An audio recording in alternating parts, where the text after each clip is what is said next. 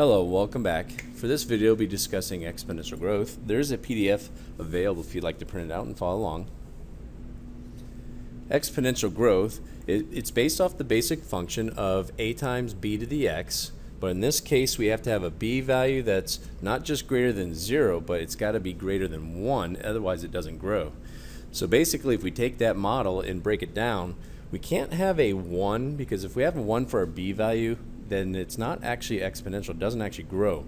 But if we add to it some rate, and usually that rate's a percentage value, which is some kind of decimal, and then we add it to 1, then we get a number bigger than 1, and anytime we take a number bigger than 1 and raise it to an exponent that's positive, we get a growth out of it. And together these two numbers combine to make a composite number called a growth factor.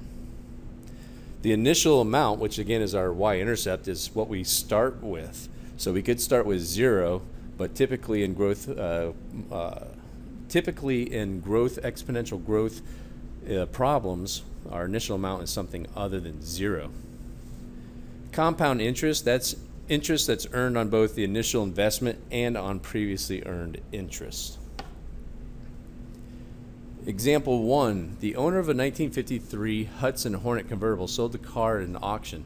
The owner bought it in '84 when its value was $11,000. The value of the car increased at a rate of 6.9% per year. We want to write a function for the value of the car over time.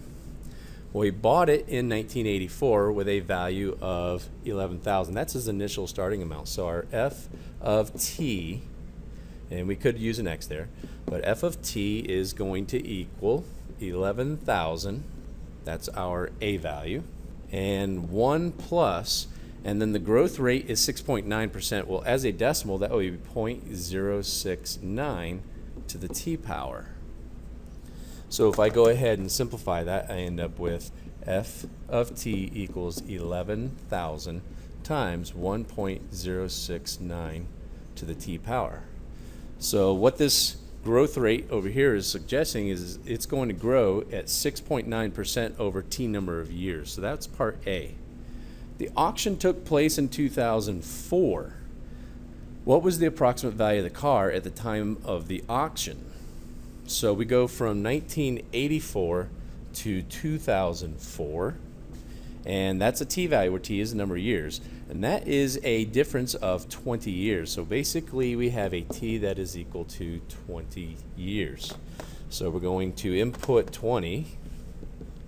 T is going to equal 11,000 times 1.069 to the 20th power. And then we're going to use a calculator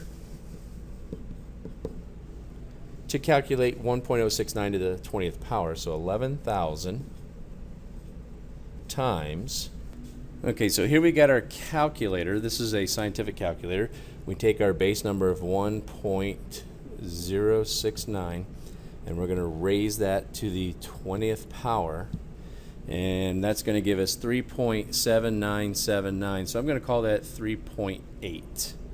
So I'm just going to write 3.8. So it's going to get 3.8 times bigger. And then we're going to go ahead and multiply the two of those together. So I've got 3.8 times 11,000. And that's going to give me $41,800. 41,800. Now we said that f of t is equal to 41,800. We could put f of 20 inside there, so the 20th year. The value of the car at the auction, at the time of the auction, would be about $41,800. Example 2. You put $250 in a savings account that earns 4% of annual interest compounded yearly, so you're going to earn interest on top of interest. You do not make any deposits or withdrawals, so you're just letting the money sit there. How much will your investment be worth in 5 years? So we'll start off with f of t is equal to, and our initial amount that we deposited was $250 times 1 plus our interest rate or annual interest, which is 0.04. So this percentage needs to be turned to a decimal, raised to the t power. So the function I'm going to use is f of t equals 250 times 1.04 to the t power. And now we're saying find f of 5. So f of 5 would equal 250 times 1.04 to the 5th power.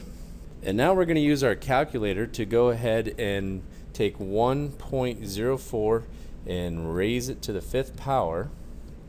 And you'll see that we get about 1.21665. So I'm going to call that 1.22. So it means our money is going to grow about 22% higher than what it is. So I'm going to use 1.22. So f of 5 is going to equal 250 times 1.22. So my money's going to get 1.22 times bigger. So I've got 1.22 times 250, and that comes out to about $305. So f of 5 is approximately equal to $305. Now it's not going to be exactly equal to, because I went ahead and estimated or rounded that off to 2 decimal places. The more decimal places I leave in that number and then multiply with 250, the more accurate my answer will be. Example 3. One computer industry expert reported that there were about 600 million computers in use worldwide in 2001, and that number was increasing at an annual rate of 10%. So 10% a year of increase and an additional value of 600 million. So we want to write a function that models this.